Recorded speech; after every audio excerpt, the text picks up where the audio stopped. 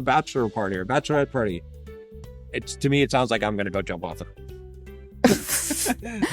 I hope that is made into a clip. Maybe I've seen enough stuff. Just end it right there, the clip right there. Beyond the perfect we discover, through our flaws we complete each other.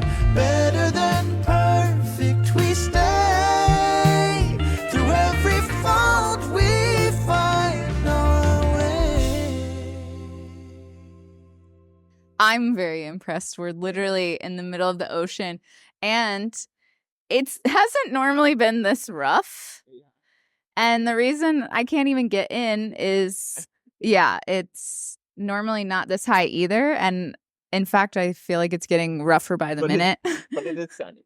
It is sunny in comparison to the one we did yesterday. So welcome back to the Better Than Perfect podcast, where we every week, and sometimes in the Maldives, we share with you how two imperfect people helping each other grow equals and not get eaten by sharks. Okay, don't say that because we saw one earlier. One better than perfect relationship. That's right.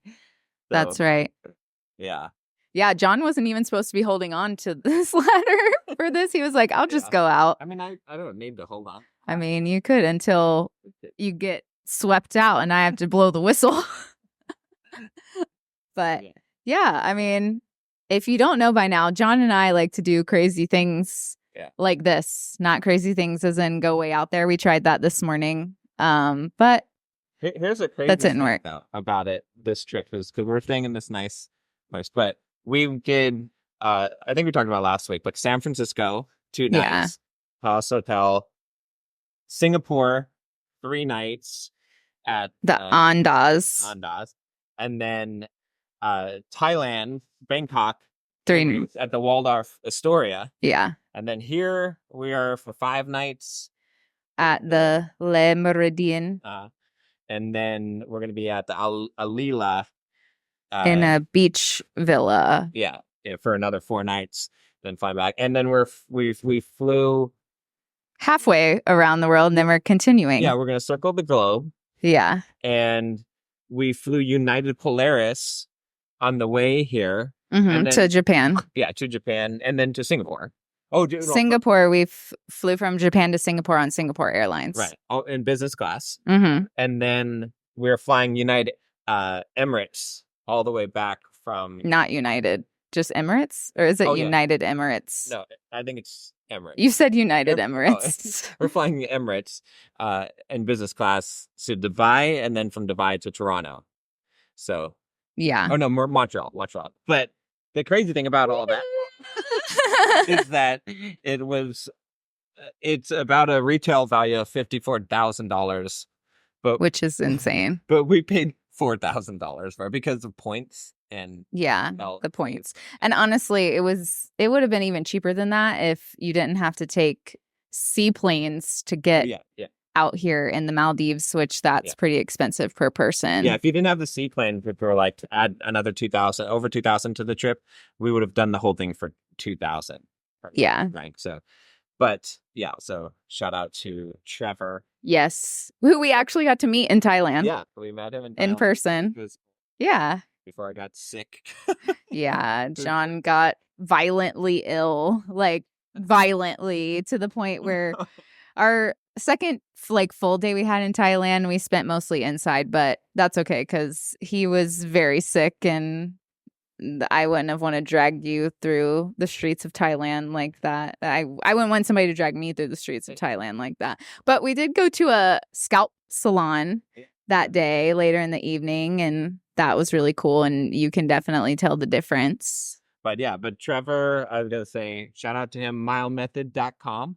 Yeah, if you want, check him out. 8 clients per month, I think. Yeah, so very selective. Yeah, if you talk to him, mention Better Than Perfect and let him know that you heard about it. But yeah, he did talk about too, though, doing he's going to start up something, though, that if you don't want to do the full program or he doesn't have enough spots, he has like a workshop or something similar to that he will be doing to help people, kind of understand the points and make it work for them. And like because we talk about it with him and we've talked about it before in general, that it's kind of hard to believe. Yeah, that's his biggest problem. It's kind of hard to believe. Yeah. I mean, even now people might be watching this and like, He paid them to say, like, right, like, I don't believe this, but you should believe it. Like, especially like the people who know us personally. We're going, like, our family, they're like, what? They're in the Maldives. Like, they understand that we're doing all this with points. Yeah. It just and we did our honeymoon. It was like a $50,000 trip for I think 2,000, and then we did Hawaii for a week, and we stayed at the Grand Hyatt. Well, that's when we shot that other podcast at the Grand Hyatt. Well, no, we shot the other podcast at the second the lodge, one. Yeah, lodge. Yeah, it was. I mean, that's legit. That place was almost $3,000. Yeah, that. It's hard. It's hard now because you're like, what's your favorite place we stayed at? And I'm like, there's so many different genres. Like when people say hotel, it's like, is this a hotel? Like it is technically, but it's like a villa. And then when we did the one in Hawaii, it was like a house. Exactly. They called it a cottage, but that is a house. But yeah, I guess we should probably get into the topic. So yeah, I guess what is the topic? The topic could be when you're marooned on an island. I think we're gonna do. We said when women have control in a relationship, or when women have control in the dating process, and when men have control in the dating process, because it's still technically the dating process, or it should be. Yeah. So I guess we'll start with the women since they're first. Yeah, the women. They don't realize that when they're first going on the first initial dates, I would say even potentially up to the first 5 dates, they have the control. Because a man is going on a date, and even if he's looking for a relationship, he's also looking for something else. Like, we know what he's looking for. Right. I don't have to say it. And I'm not saying that all women think that if they give a man what he wants within the first date, or even, I would even say like 3 dates in, because personally, I think you should wait at least 3 dates minimum. Okay. Yeah. You know, then he'll like me because I'm giving him what he wants, and this is what men want. And like, you know, maybe she's also confident in her abilities, so she's like, let me, you know, but it doesn't really work that way. Men tell you that's what they want. That is what they want. But if you give them what they want, it will not get you what you want. Right, because that's when you have the leverage. Right. When you have the thing that the man wants the most, and because women are the guardians of sex, right? It's like, so at that point, that's your most valuable commodity that you have to trade. It's your leverage. Is that you are the one who's going to determine if sex is going to happen. Right. Point in the relationship. And so if you give that up, you're giving up your leverage, your biggest leverage. Not that you should, you know, necessarily, it doesn't mean you should manipulate people with sex or especially in. But it's not that, because it's too early for it to even be that. Like, you can't manipulate somebody with sex when you're just getting to know them and you're withholding that. Like, that's what I think women and everybody need to understand is like, when you use sex as manipulation, that's further into the relationship. That's when, and like when you're committed, that is when that happens. But when you're first getting to know somebody, you are not under any obligation to have sex with somebody. Are we going to blow in? Yeah, it's windy.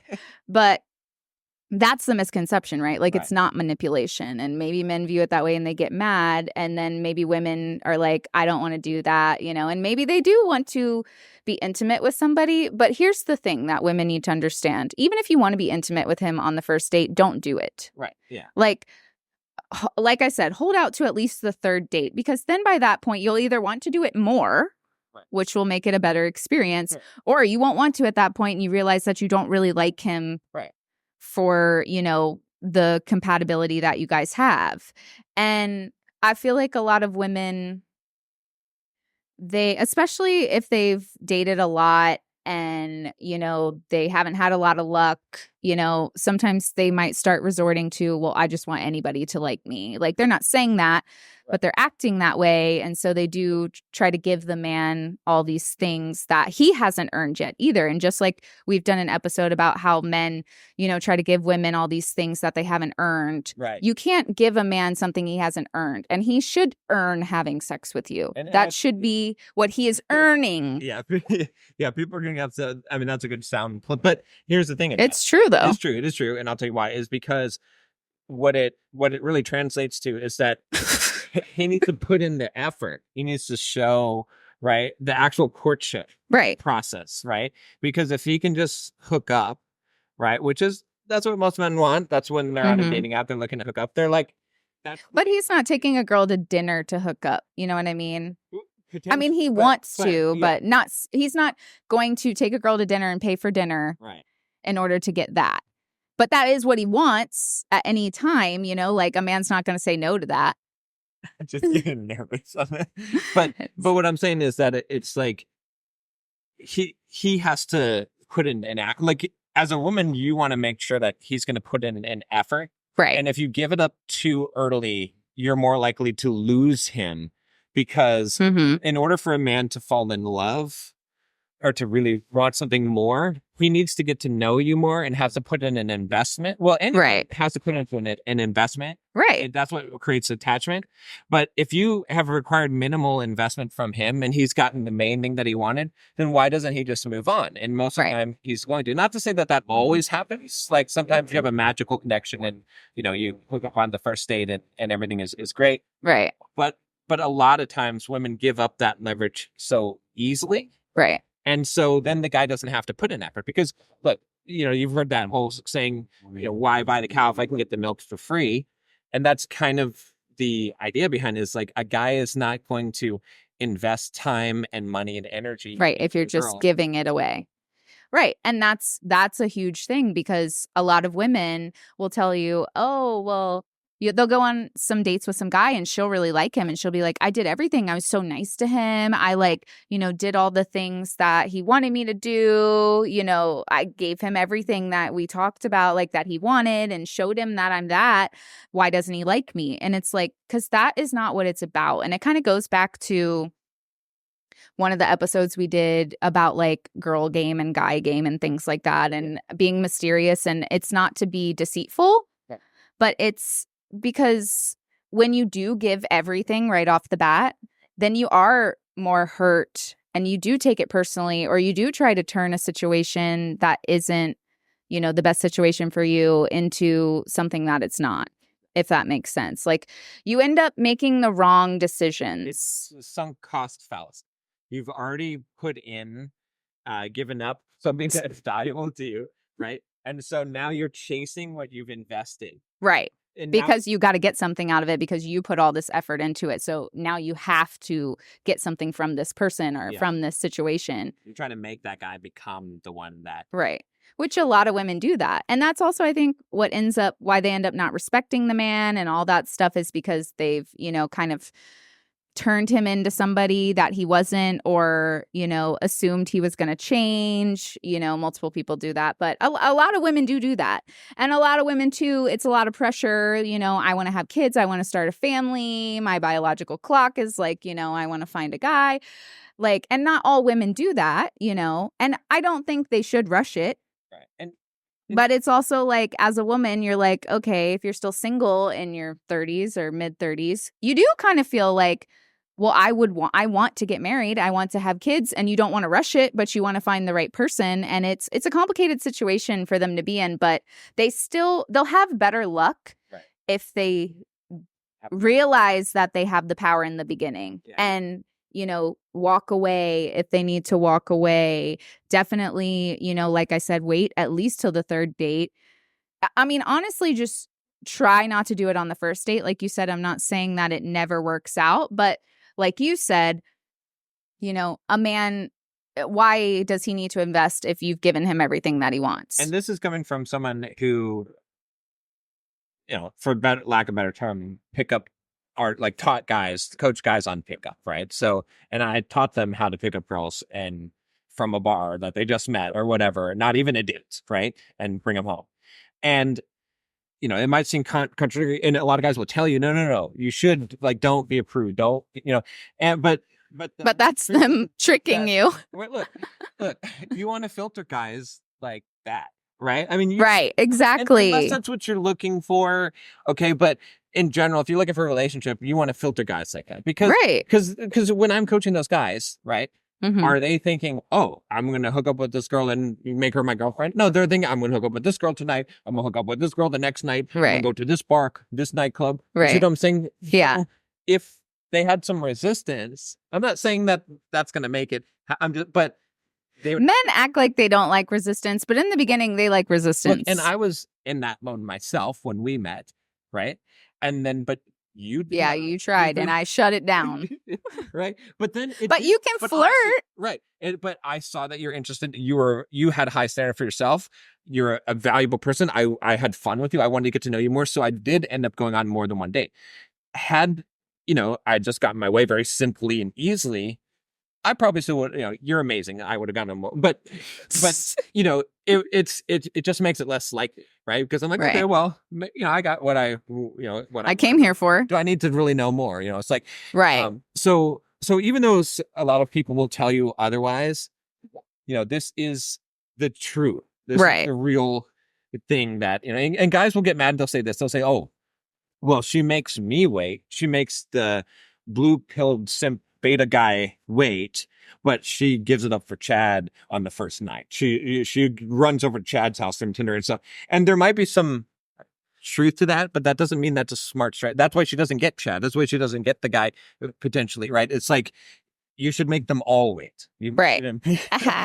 Right? Yeah. No, you're not wrong. And there was another point that I need to dig into my brain for, that I'm trying to think of. I mean, I lost it, but maybe it'll come back. This is why people don't shoot podcasts in the water. It's real hard to focus. It's distracting. Like... I got water in my eye, and now I lost all of my thoughts. But no, like, that's why women should have boundaries in the beginning. Oh, it just came to me. Okay. But women will be like, but if I don't sleep with him, he won't like me. And they're like, but if I don't do this, he won't like me. That is correct. And that should give you the answer on what you should do with a man like that. If you feel like, if I don't do this for this man, right, sex or not, whatever it is, that seems like, being used for something or something like that, that is your answer. That is not the guy for you. You cannot make him you cannot make him happy by giving him sex if he's using it as like you have to do this for me to make me happy sort of thing. That is the type of guy you run away from. And, women need to view dating more as a way to gather research. I'm not saying that if you go on a good date, don't keep going on dates with that guy. You're just getting research. But if you view dating as a way to go and meet new people and learn new things about what you like and don't like, then you'll enjoy dating more. You'll put off an aura to you where people will be more attracted to you. It'll be easier to get dates, and you'll have better chances at finding the person you're supposed to be with. And when you run into somebody that you're not compatible with or you don't want to continue dating, just be respectful and be like, hey, I just don't think that we're a good fit. Like, I appreciate the time that we had, but I think it's best we see other people. And a guy might get mad at that, like, and you can't people please and be like trying not to make some guy upset, but have the boundaries in the beginning. And then that also saves you a lot of time going on dates, with the wrong people. And then also, too, if you wait till the 3 dates to be intimate, now you're not also attached, physically in that way that women do, give part of ourselves to men when we are intimate with them, that you haven't given somebody that ended up not being the one for you, that part of you. And you can save that experience for someone else. And I'm not saying that women don't have needs and they don't want to have sex and they, don't get... They're the whole sex toy industry. Right, exactly. And to be honest, women already know that, a lot of men don't know what they're doing, but a lot of men do know what they're doing, but it's not worth risking it on someone that you're not sure of. So at least by date 3, that's why I say date 3 is a minimum, you're at least a little bit sure of how you feel about this person, if you want to continue dating them, if it's worth going to that point with them. But I think if women understand that they have the power right off the bat from the initial dates, they can make better decisions for themselves and for the relationship as a whole if it gets to that point. Because like you said, the man will also respect you for not giving him what you want. It seems like it doesn't make sense. Men feel like women don't make sense and women feel like men don't make sense. But that's, if you realize that, then you actually realize how to make sense of it. Like I just said, it's not, that sounded like a whole puzzle. But what I'm trying to say is men tell you one thing, that they want a woman that does everything that they say. But if you act like that from the very beginning when you're first dating him, he's not interested in you. You have to have a little bit of mystery. You have to have boundaries. You have to have respect for yourself, because a man, yes, men want respect for themselves in a relationship, but they also want to respect the woman that they're with. Exactly. And you do that by not sleeping with them and by having standards for yourself. Yeah, like look, you have a kid. Your kid wants a bicycle. Okay, so you're like, okay, here's a bicycle. Right? The kid, what did he do with that bicycle? He rides it one time maybe and then doesn't take care of it, leaves it out in the rain, it rusts, right? Mm-hmm. And the kid's like, I want a bicycle. You're like, okay, well, you're going to have to do some chores. You have to save up for the bicycle. You don't just give him the bicycle. You make him earn the bicycle. Mm-hmm. Now the kid appreciates the bicycle. Right. You know what I'm saying? Don't just give people free rides. You know? I see what you did there. I see what you did there. But no, but it is true, because it's a leverage. You have to use it when you have it, that power. And it is not true necessarily that a guy, like if you give someone what they want, that doesn't mean they're going to like you more. Right. But people get that confused. Right. And like in our circumstance, like I said, I was confused. I was like, what's going on here? I was like, I texted you. You literally said that. Because I was like, I felt like you liked me, but it was like, because I was so used to just, okay, it's just going to, like, you're just going to sleep with me, right? But see, women, you have to always keep them guessing. You have to flirt with them. Like, I'm not saying don't flirt with them. Don't be cute. Don't even, like we mentioned before, give them a little something, like shake your booty or something, give them a little something. But don't, give him the whole thing. Yeah. Don't give him the whole package. Tease him a little bit with that, because that's what he wants. Yeah, it's like when you go fishing. We're here in the water, right? You go fishing. You throw your line out there. You reel it in slowly. It's luring. You're luring him in, right? If you just like jerk it in really fast, you're not going to catch the fish. And people are like, I don't want to play games. And it's like, no, it's like you do have to play games. Sorry, it's not like you don't want to play manipulation. Right. It's not manipulation. But you do have to play some kind It's trickling the information, because this is why people are exhausted, though, because they give all the information, they do all the things right off the bat, and they're like, I'm exhausted. I don't want to go on dates anymore. It's exhausting. Yeah, because you gave them everything on the very first date. That is exhausting. This is literally girl game. This is what it is. Right. Yeah. Which is, it's hard to understand, but hopefully I made it a little bit more understandable. But if you have questions about girl game, you can ask us. Yeah, and we'll do a full episode. Nicole can give you all the girl game. There we go. I'll make you do some skits. I'm just kidding. Yeah. Now the guy, get to the guy part, right? So that's where women have leverage.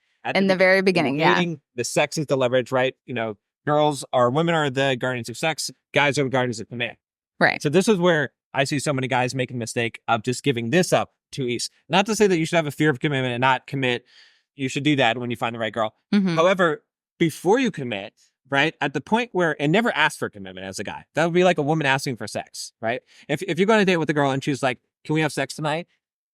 As a guy, you're like, are you a You'll cop? Still do it, but you won't like it. You're like, are you a cop or are you a cop? Do I have to pay you? What's going on? Like, you can't do that. You have to wait for the guy to try and, it's just, So the same thing, if you're a guy and you ask a girl, if you're like, you can ask a girl on a date, but if you're like, can we be boyfriend and girlfriend, or where are we going with this? Or, she's going to run away. This is, okay, most of the time. So it's not good. But when the girl does come and ask for commitment because she likes you, you're having a good time, right? Mm-hmm. At that point, she's given up her leverage, the sex part, right? Now she wants something, right? The thing that you're still holding on to is a commitment. And guys, you have to bring it out to that point, right? She has to be into you enough. That means you have to court her enough have to charm her enough. You have to have enough game that she wants to be exclusive with you. She wants to lock you down. Right. Now she's invested. Right. Mm-hmm. Now, at that point, this is where it's crucial that you now have basically the 2 conversations we talked about in this podcast. On the second episode, we talked about the 6 rules of relationship, however you want to define that. But I'll go through them briefly. It's essentially, this is where you have the conversation and say, look, if we're going to be in a committed relationship, there's some things that I think are important in order to protect the relationship. Mm-hmm. I want to share my location with you, and I'd like you to share your location with me. I'm going to, out of respect for you, not talk to girls. Like, I had friends that were girls. I'm not talking to them just on a casual basis. It's like if someone says something, whatever, but I show you any text that any girls send me, and I expect the same. And you can have access to my phone, and I want access to your phone, of course. All the things, right? We won't go through the entire list, but you can watch the second episode if you want to know all of that. So you need to have that conversation, right? And it needs to be clear. And again, this is the whole thing. A lot of guys are like, oh, she's not going to go for that, or she's going to be like, oh, you're controlling or insecure. We've addressed this a lot, but this is the Leonardo DiCaprio Leo rule, okay? If Leonardo DiCaprio said, I want to turn on the locations on our phone, and I'm not going to talk to any other girls besides you and have girlfriends, whatever, and all these things, and I'm going to give you access to my phone and my email, and I want you to do the same. Most girls are going to say, yes, Yeah. yes, Leo.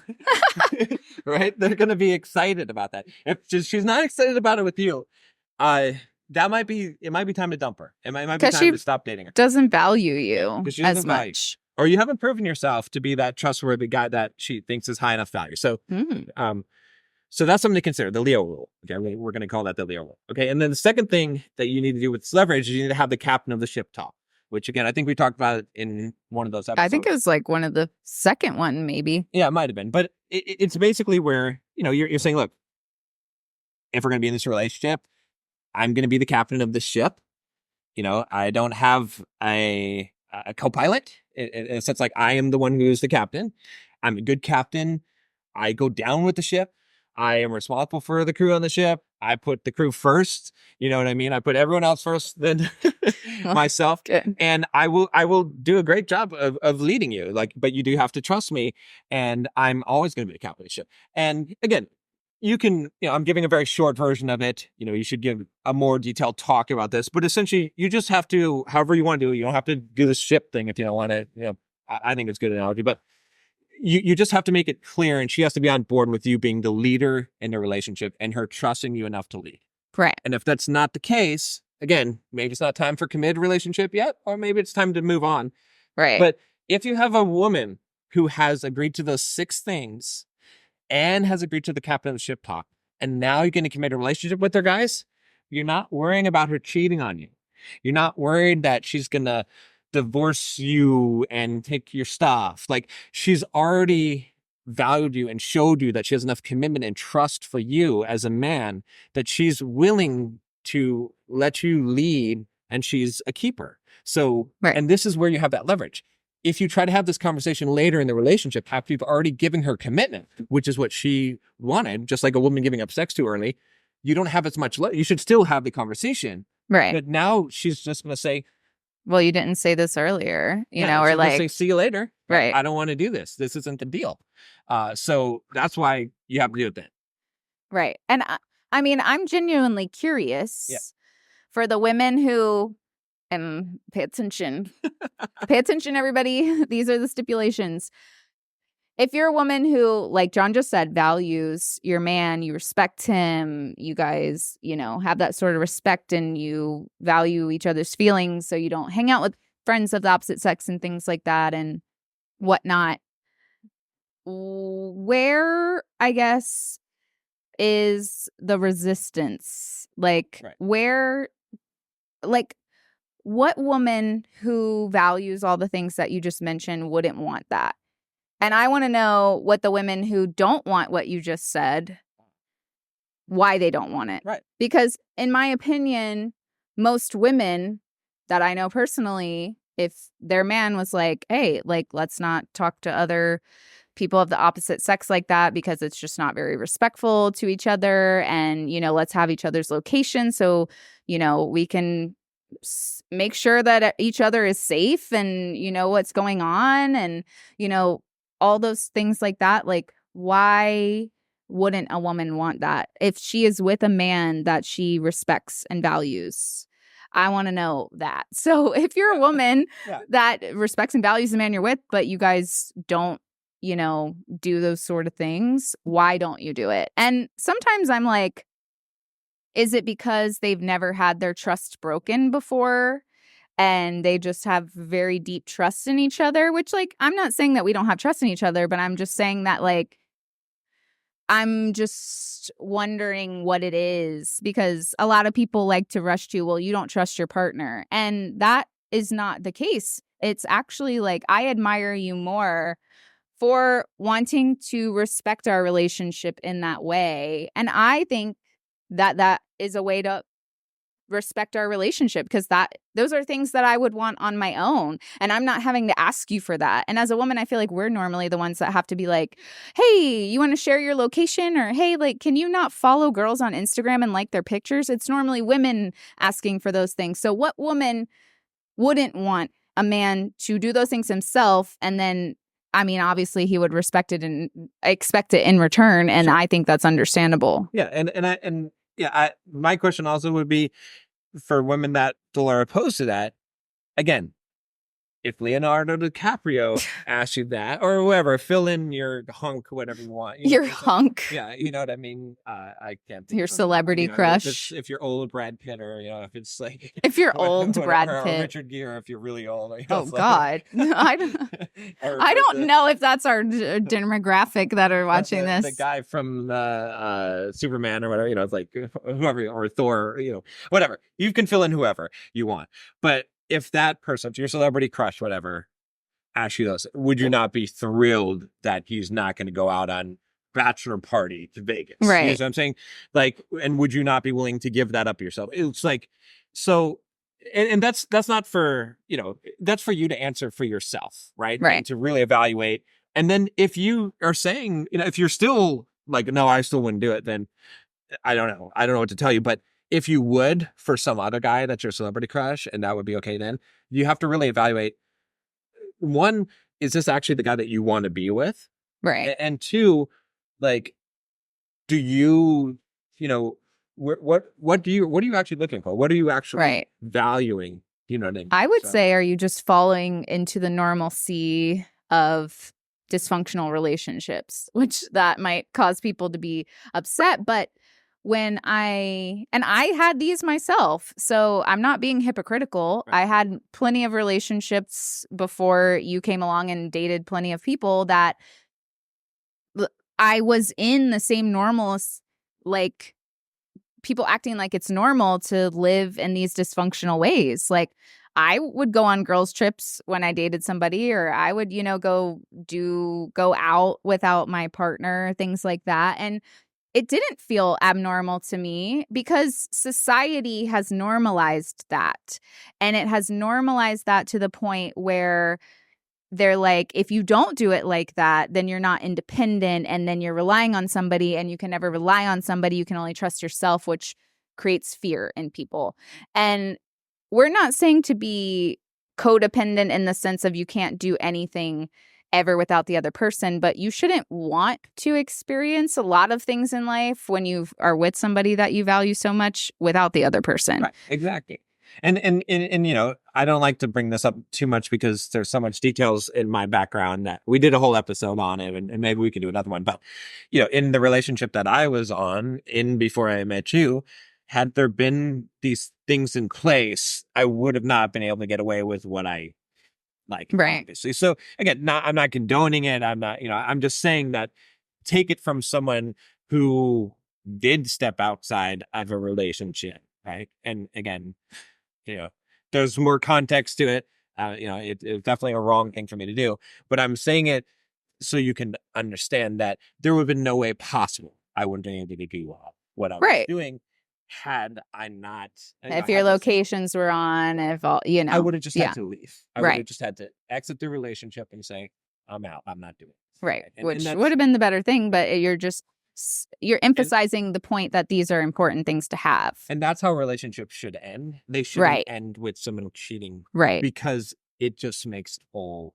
It's trauma. It adds more trauma. It's more traumatizing to be cheated on than someone breaking up with you. Like, initially, that hurts, but it eventually fades away, and you don't typically have trauma left from just being broken up with. But cheating, it leaves a lot behind, and it can mess somebody up for a lot longer. And every single person who's ever been cheated on, and every single person who's ever cheated, pretty much, didn't think it was going to happen to them.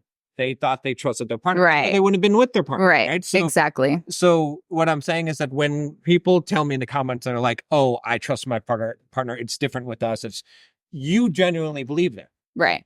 Which but is so did it's a every good single thing person to trust them, but so did every single person who was ever cheated on. So did every single person pretty much who ever cheated. Right. They also thought the same thing. So right. you might be right, but they thought they were right and they didn't know. So just put the rules in place for everybody's protection, and then and then you're fine. And then it's a smart, respectful thing to do. And a man that's leading the relationship, whether the woman agrees with this or not, should have the common sense to know that what we're telling him is correct, and he should implement that in the relationship because he's supposed to be leading it.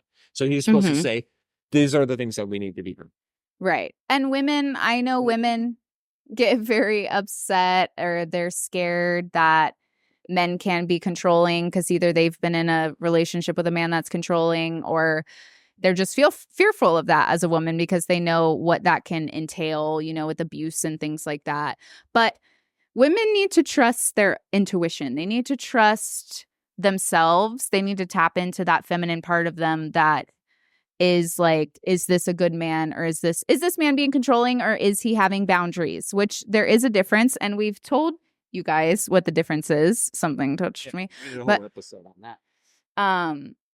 So when the guy has the talk with you and he's saying, let's do these things, and they are boundaries, they're not commands or demands, trust him. Like, trust that this is what you want, because it is what you want. Don't be afraid that he's going to turn controlling. And if he ever does turn controlling, because maybe he projected a boundary, but he's now acting out of commands, you have the power to walk away as well too. And the thing is, you can't be, as a woman, you can't be afraid forever. And I get that it's scary. And a lot of women were saying in our episode where we were talking about how a woman could do everything right and a man still leave, they're like, well, this is terrifying. And I mean, it's the reality, but that shouldn't keep you from doing the things. And if a man does these things, implements these rules in the relationship, yes, he could still, right? You could do everything right. But if you have this,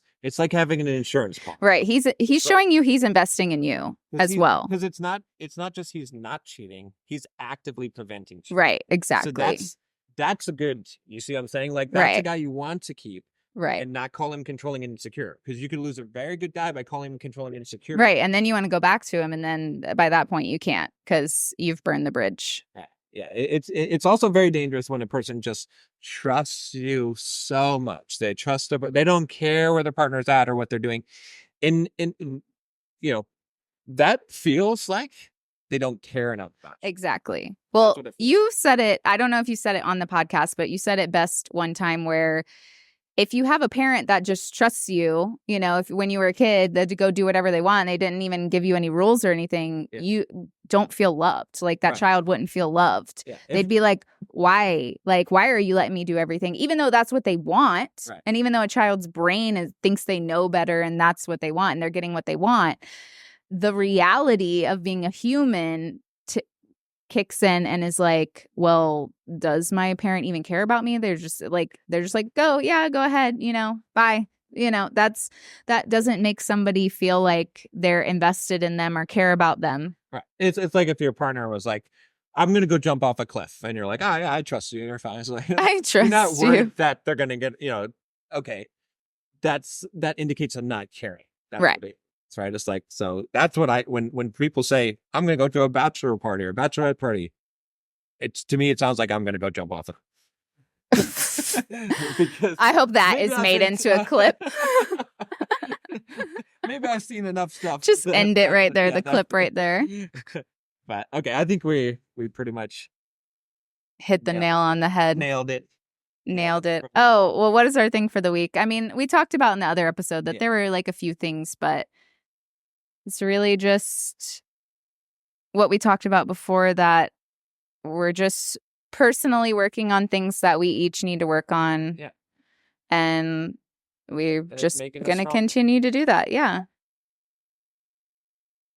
I think I should put these up and then we just jump in. What do you say? Okay, let's do it. All That's right. a good way to end the podcast. There you go. There we Here, go. I'll put them up.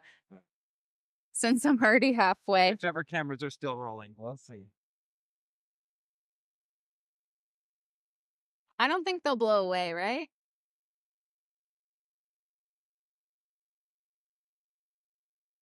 I'm gonna die.